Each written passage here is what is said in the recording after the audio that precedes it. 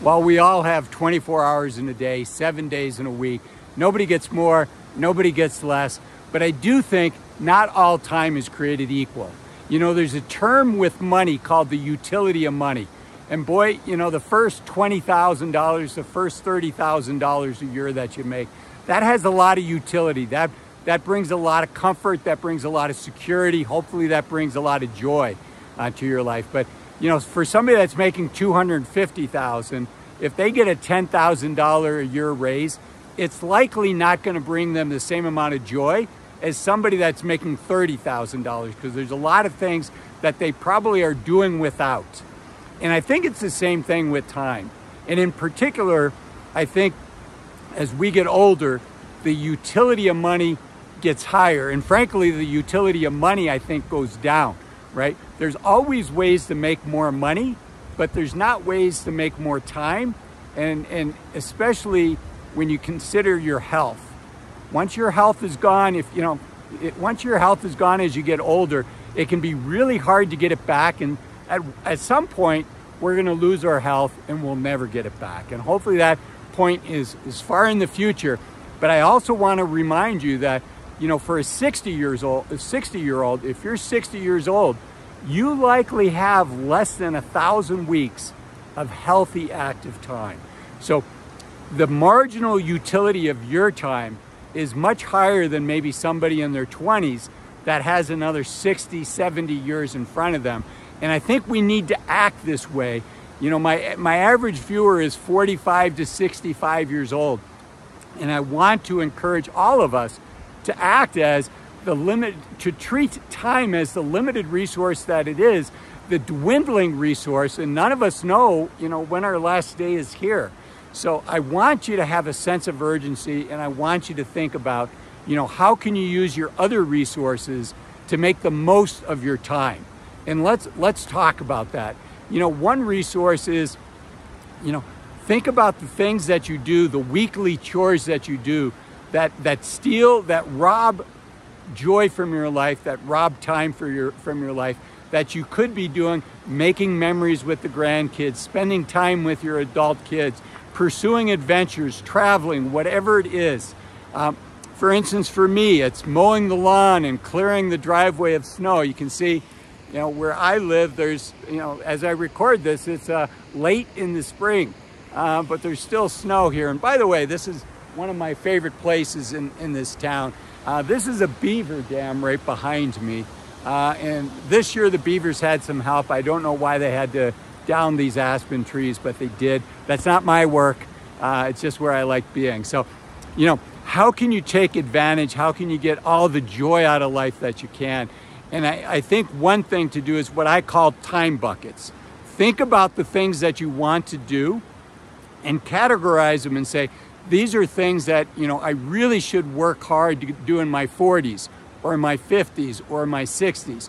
You know, if you want to drive a I'm just making stuff up. If you want to drive a motorcycle across the Sahara Desert, you know, you can probably do that in your 70s, maybe in your 80s, depending on who your guide is.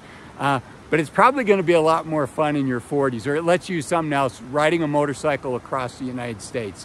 You know, that's something done in the youth of your senior years as opposed to in the older age. So one, I want you to think about time bucketing. Two, I want you to think about paying people to do some of the things that you don't enjoy doing so you can spend time on things that bring value in your life. Three, I want you to be more discerning on how you spend time.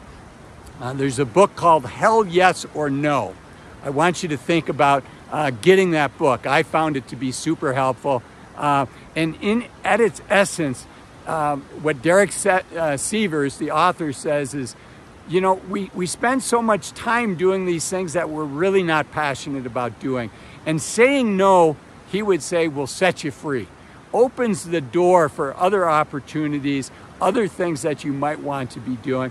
And I also want to encourage you to think about doing the hard work of finding out, you know, what do you want to do in retirement? Don't wait until you retire to start doing the work. As, you know, who are you without work in your life? What are your passions? What's going to give you a sense of purpose?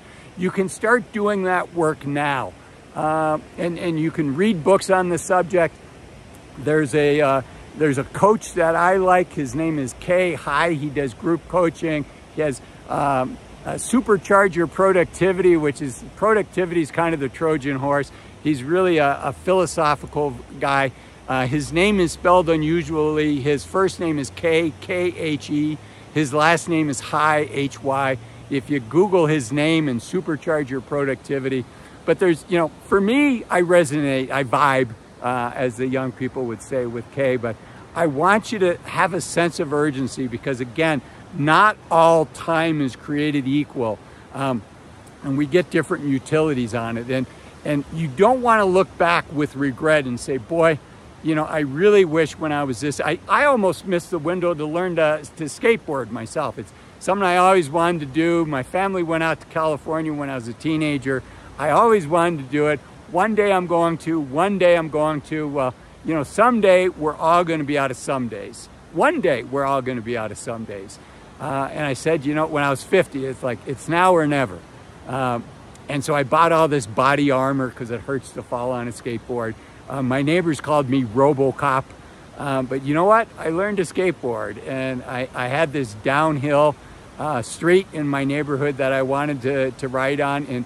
And many a mornings in the summer before work started, you know, I'd wake up at 5:30 or 6 in the morning to skateboard on this road before it got busy. And you know what? I'm really glad I did that because for me to do it now, I wouldn't be able to do that. So the marginal utility of money. Now, let's talk about the how. But before I get to the how, I want to encourage you, if this video has been helpful, as the kids say, give me a thumb for likes, subs for love, and if you haven't subscribed, you know, only 20% of my viewers subscribe. So if you like this content, think about subscribing. Leave me a comment. I love reading the comments. Okay, so let's talk about the how. And I think first, you know, if you have a partner in your life, it's kind of a fun activity that you can do together to write down the things that you're really interested in doing, and you know, maybe read a book together. A couple great books for this, particularly as we start to get older, is there's a book by Arthur Brooks called Strength to Strength, and he talks about transitioning and getting ready for retirement before that time comes in, and how our skill sets and how our minds work differently as we get older, and how to take advantage of that. So we're, you know, when we're young and we're coming up with new ideas and we're more of a doer, you know, and that's the state that our mind is in. We're capitalizing on that when we're younger. We're capitalizing on that strength. But as our mind starts to change and our strength goes more into advising and mentoring, you know, how do you make that transition? So super helpful book, Strength to Strength. I encourage you to think about retirement before you get there, and time is of the essence. The marginal utility is going sky high by the year. You know, if you're 70 years old, the marginal utility, if you're 70 years old, you know, the reality is you probably have less than 500 weeks of healthy active time. You know, if we're lucky, we get to 75 and we still have all of our health, piss and vinegar, if you'll let me get a little vulgar. And 5 years is only 250 weeks, right? And you would be in the upper 10% if you get that. So I want you to think about being ready to retire as soon as you can financially get there, or as soon as you're ready.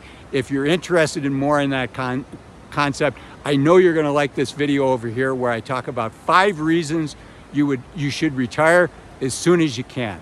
Thanks for watching. I hope you enjoy the video. Bye-bye.